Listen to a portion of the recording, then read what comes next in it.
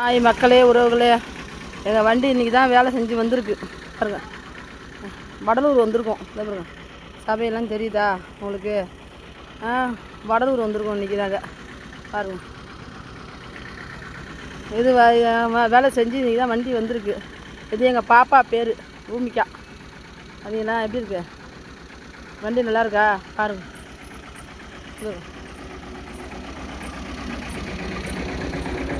வண்டி இதெல்லாம் பார்த்துக்கு.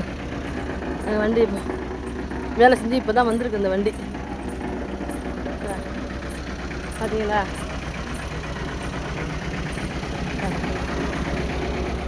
பார்த்தீங்களா எங்கள் வீட்டுக்காரு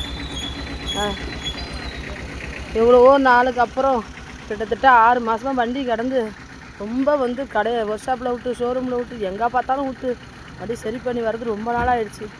இப்போ தான் கடவுள் கண் திறந்துருக்காரு. எங்கள் உழைப்புக்கு தகுந்த ஊதியத்தை கொடுத்துருக்காரு.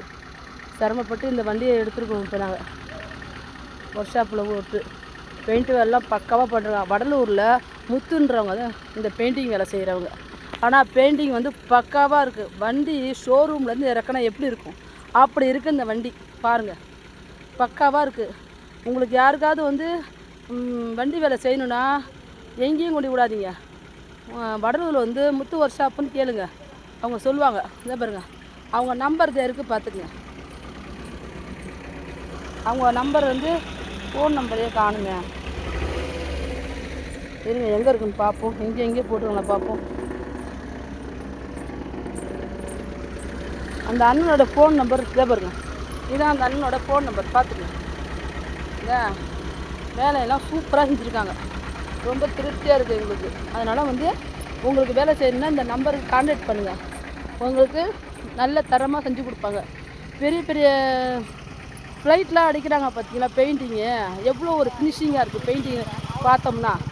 பெரிய பெரிய கம்பெனியில் ஒரு டாரஸர் லாரி அது இது பார்த்து எப்படி இருக்குது, ஷோரூம்லேருந்து இறக்குற எப்படி இருக்குது பெயிண்டிங், அந்த மாதிரி அடிச்சிருக்காங்க இல்லையா? அழகாக இருக்குது.